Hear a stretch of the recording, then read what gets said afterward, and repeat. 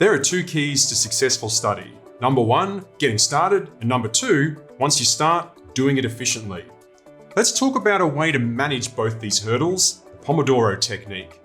Welcome to the Field Guide to Study.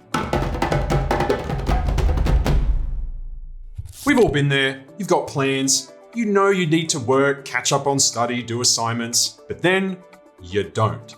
You procrastinate. Doesn't happen. All this work you want to do, you need to do it, but it feels insurmountable. So you don't start. Does this sound familiar? It's a common trap. It still happens to me. It happens to everyone. But there are solutions. You have to turn the desire to study into a habit rather than a chore.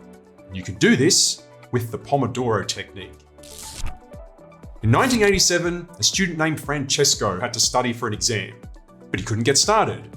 He was experiencing what we all go through when we study. How do I get started? Let alone, how do I keep going? Francesco reflected on this and set a simple goal. Start small. Tiny, in fact. Study for 2 minutes. He got a little tomato-shaped kitchen timer, set it for 2 minutes, and away he went. 2 minutes later, the timer goes off. Done. Success! The Pomodoro technique was born. Over time, Francesco evolved the technique, stretching it out beyond 2 minutes. Today, it's widely used by people who want to A, take control of their time, and B, avoid procrastination. Let's dig into what makes the Pomodoro technique so powerful and how it can work for you. When starting a significant task like study, it's difficult getting over the activation energy, the initial hump. Pomodoro works by breaking big tasks, like study, into small, manageable little chunks.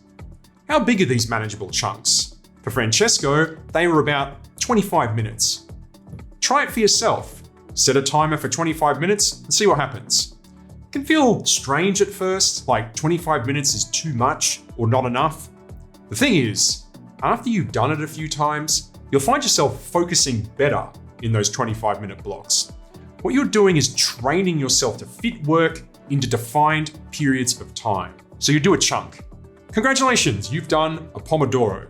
What next? Maybe you finished everything in 25 minutes, but if you didn't, maybe do another Pomodoro. Before you do that though, set the timer to take a 5-minute break. You've earned it, but more importantly, you need it. You need a cognitive reset because it helps regenerate focus. Taking breaks will make you perform better in the long run. For your break, don't pull out a device, don't do anything cognitively taxing. You are wiping the mental slate clean, resetting your cognition in preparation for the next Pomodoro. When you can, decide in advance what you're going to do for a break. Make a cup of tea, stretch, a little bit of exercise. Don't think, oh, I'll just relax. Otherwise, you will find your breaks never end. Or you may struggle to re-engage again entirely. Let's imagine an average study Pomodoro. It's really useful for combining multiple study habits together into one block. For example, when studying over a semester, you should be preparing for lectures, attending lectures, taking notes, and then studying those notes as revision afterwards. The ideal habit is to dedicate Pomodoros to preparation and revision. For example, for revision, a day or two after you attend a lecture, dedicate an uninterrupted 25-minute Pomodoro to revisit your notes. No matter what you get done in those 25 minutes, you are constructing a powerful habit of regular revision, which is the foundation for all academic success. But what if the lecture content is more complex than you thought? You need more time. Well, you stop, you take a 5-minute break, and then do another Pomodoro. What if you've got 2 different lectures from 2 courses? Do a Pomodoro for the first, take a break, then do a Pomodoro for the second. Easy.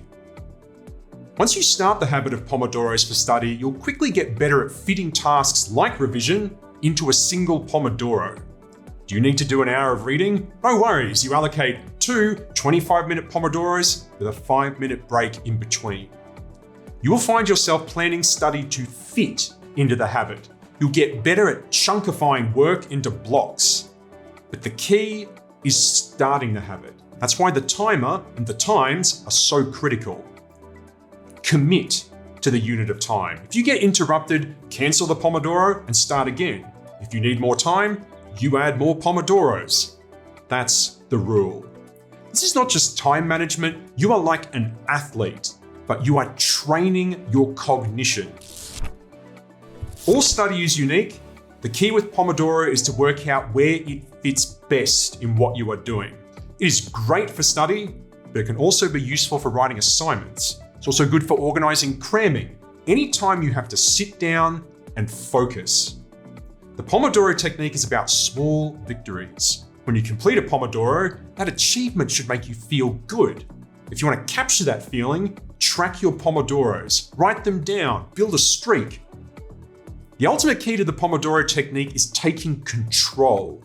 By creating achievable goals, 25 minutes of study, you create a sense of control. Once you get that feeling, it's addictive. You want to keep that feeling, and you can do it easily, one Pomodoro at a time.